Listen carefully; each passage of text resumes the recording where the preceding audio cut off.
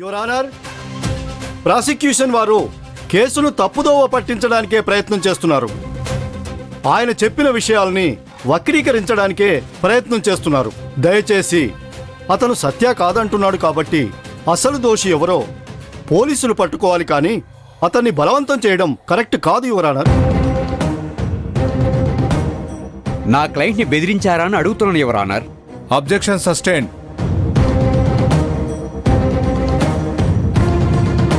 పుష్కర్, నిన్ను బెదిరించి కిడ్నాప్ చేసింది ఈ సత్యనే కదా?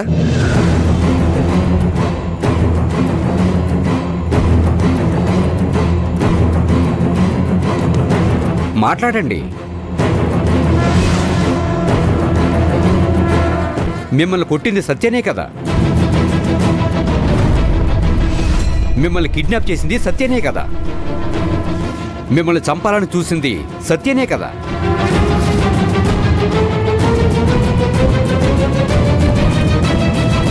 కమాన్ మాట్లాడండి.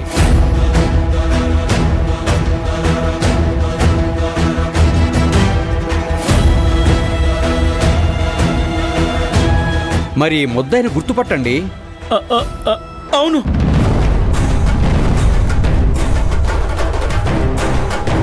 నన్ను కిడ్నాప్ చేసి కొట్టి చంపాలని చూసింది సత్యానే.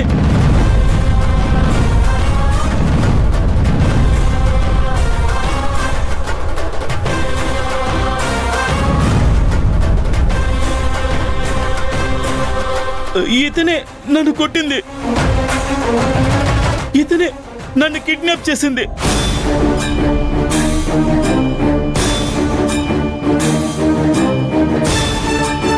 లాయర్ గారు, మీరు చించి పారేశారండి.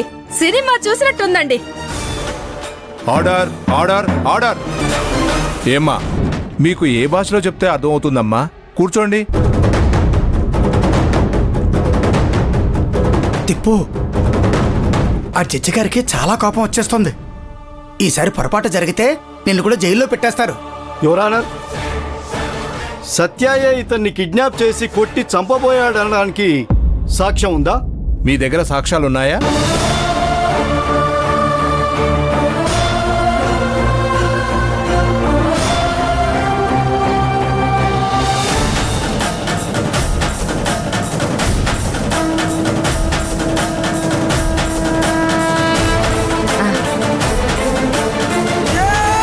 లాయర్ గారు, సాక్ష్యం మా మంజు.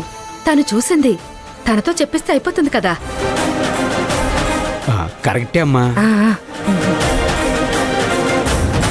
యువర్ ఆనర్, సాక్ష్యం ఉంది.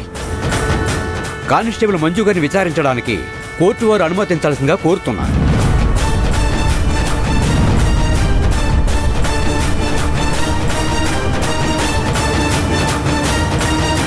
మంజు, మంజు, మంజు.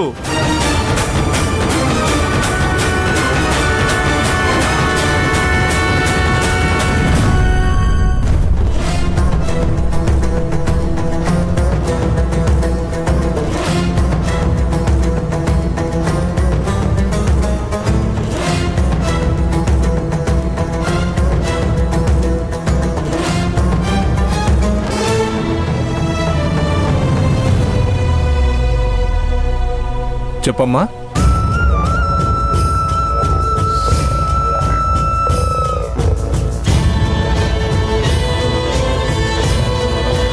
యువర్ ఆనర్, ఆ రోజు పుష్కర్ని సత్య గారు ఇంటికి తీసుకొచ్చి బంధించారు.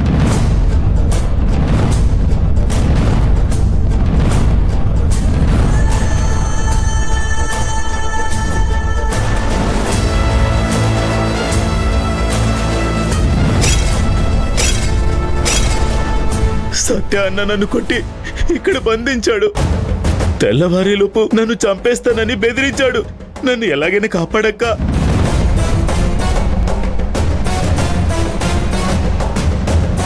అది సార్ జరిగింది.